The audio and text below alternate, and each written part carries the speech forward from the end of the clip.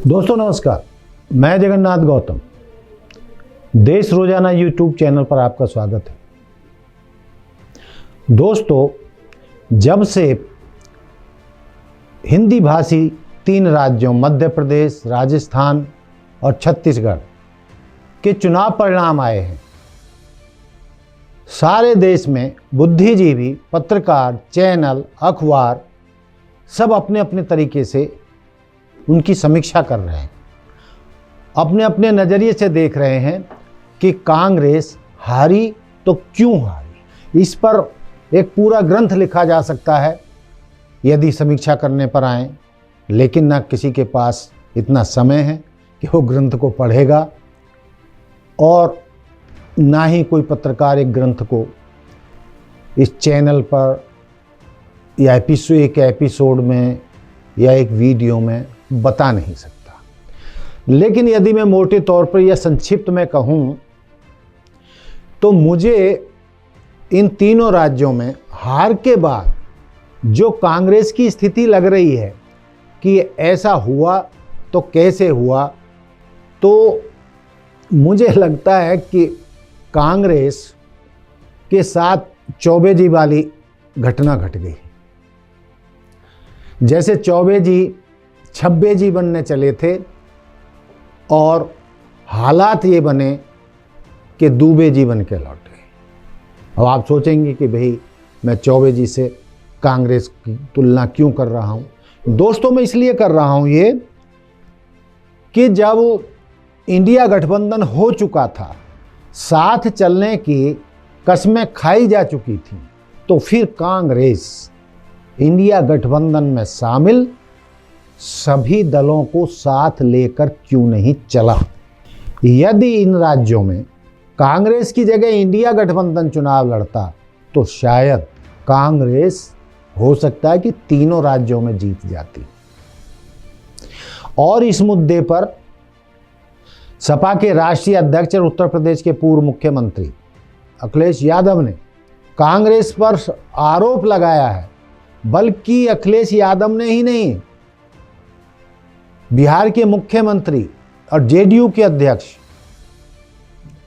ने भी ऐसा ही आरोप लगाया है कि कांग्रेस, उनके नज़र में लग रहा है कि कांग्रेस की उसमें खोट है, नीयत में। कांग्रेस की नीयत में खोट था, इसलिए हारी। उनके मन में, इंडिया गठबंधन के सभी राजनीतिक दलों के मन में ये टीस है।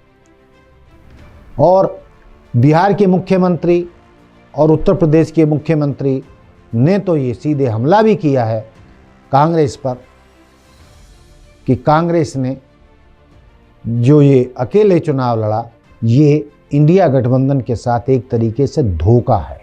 और उन्होंने ये भी आरोप लगाया है कि ये सिद्ध हो गया है कि कांग्रेस अकेले दम पर भाजपा को हरा नहीं सकती और इसीलिए विपक्षी दलों का गठबंधन इंडिया बनाया गया था। एक साथ जीने मरने की कस्में खाई गई थी, एक साथ चुनाव लड़ने की कस्में खाई गई थी। लेकिन कांग्रेस ने पहले ही दौर में इंडिया गठबंधन को एक तरीके से धोखा दे दिया। वो चाहती थी कांग्रेस, जैसा कि लग भी रहा है और यही उसका लक्ष्य रहा होगा, कि हम इन तीनों राज्यों में, हिंदी भाषी राज्यों में चुनाव जीत जाएंगे, तीनों राज्यों में जीत जाएंगे। और भविष्यवाणियां भी ऐसी की जा रही थी। और कम से कम ये तो कहा ही जा रहा था कि भाई 4 राज्यों में से 3 में कांग्रेस जीत जाएगी, भाजपा ज़्यादा से ज़्यादा 1 राज्य में जीत सकती है।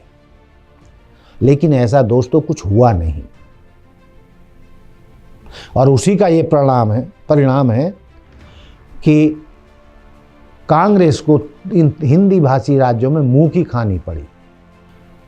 कांग्रेस चाहती थी कि हम इन राज्यों में अकेले लड़के चुनाव जीत सकते हैं, और जब इंडिया गठबंधन के बैनर तले 2024 में लोकसभा के चुनाव होंगे तो हम सीटों को लेकर, ज़्यादा सीटों के लिए, कांग्रेस के लिए ज़्यादा सीटों के लिए बार्गेनिंग कर पाएंगे। लेकिन दोस्तों, ये दाव कांग्रेस को उल्टा पड़ा और कांग्रेस इन तीनों राज्यों में हार गई।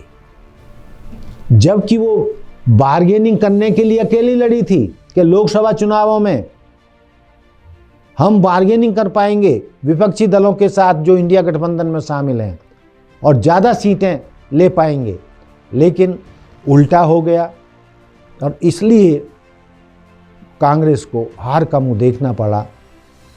दो बड़े नेताओं ने तो, बिहार के मुख्यमंत्री और उत्तर प्रदेश के पूर्व मुख्यमंत्री ने तो घोषणा ही कर दी कि कांग्रेस इसलिए हारी है कि उसने हम सबको साथ नहीं लिया, और उन्होंने ये भी आरोप लगाया कि ये साबित हो गया इन हिंदी भाषी राज्यों में चुनाव हारने से कि कांग्रेस अकेले भाजपा को नहीं हरा सकती। और जो वो बार्गेनिंग की बात सोच के चल रही थी, हम बार्गेनिंग में इंडिया गठबंधन के साथियों से कांग्रेस के लिए ज़्यादा सीटें मनवा लेंगे, अब उल्टा हो गया है कि कांग्रेस की जो बार्गेनिंग की पावर थी इन तीनों राज्यों में हार के बाद उल्टे कम हो गई है। ये तीन राज्यों की हार एक तरीके से इंडिया की भी किसी हद तक हार कही जा सकती है। और यदि ये इंडिया गठबंधन जिस मकसद के लिए बनाया गया था 2024 के लोकसभा चुनावों के लिए, उस मकसद को हासिल करने के लिए यदि नए सिरे से एकजुटता करें और एक मजबूत गठबंधन के तहत चुनाव लड़ने का संकेत लें, तो वो किसी हद तक मोदी और भाजपा का मुकाबला कर सकते हैं। वरना इंडिया गठबंधन की भी वही हालत होगी जो तीन राज्यों में कांग्रेस की हुई है। तो दोस्तों, ये मेरा अपना मानना था, ये मेरी अपनी सोच थी कि कांग्रेस 24 जी से 26 जी बनने चली थी और दूबे जी बनकर लौटी। आपको ये मेरा विश्लेषण कैसा लगा, आप मुझे कमेंट्स करके बता सकते हैं। देखते रहिए देश रोजाना। जय हिंद, जय भारत, जय संविधान। नमस्कार।